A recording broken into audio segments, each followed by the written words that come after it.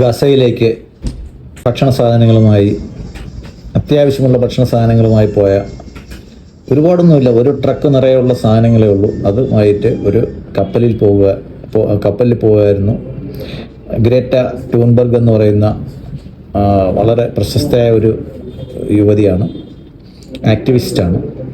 12ഓളം crew members ഉൾപ്പെടെ 12ഓളം പേരുണ്ടായിരുന്നു.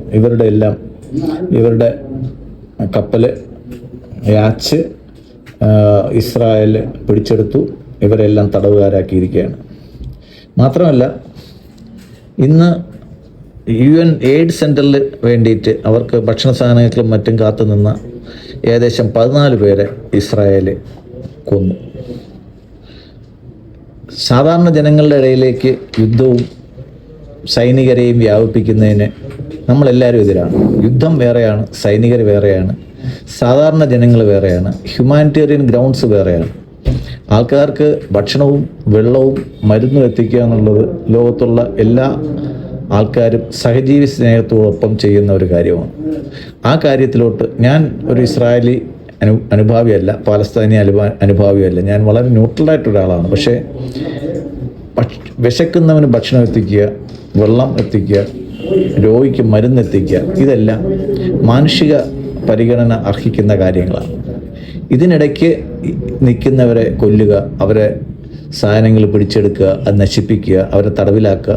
അവർക്ക് സാധനങ്ങൾ നോക്കി ചെക്ക് ചെയ്തതിന് ശേഷം അവർക്ക് ഇത് പാവപ്പെട്ടവർക്ക് അല്ലെങ്കിൽ വിശക്കുന്നവർക്ക് കൊടുക്കാൻ സാധിക്കുമായിരുന്നു. അവരെ പട്ടിണിക്കിട്ട് ഒരു സൈഡിൽ കൂടെ അവരെ ആയുധം ഉപയോഗിച്ച് കൊല്ലുന്നു, വേറൊരു വശത്തൂടെ അവരെ പട്ടാളത്തെ ഉപയോഗിച്ച് കൊല്ലുന്നു, വേറൊരു സൈഡിൽ കൂടെ അവരെ പട്ടിണിക്കിട്ട് കൊല്ലുന്നു.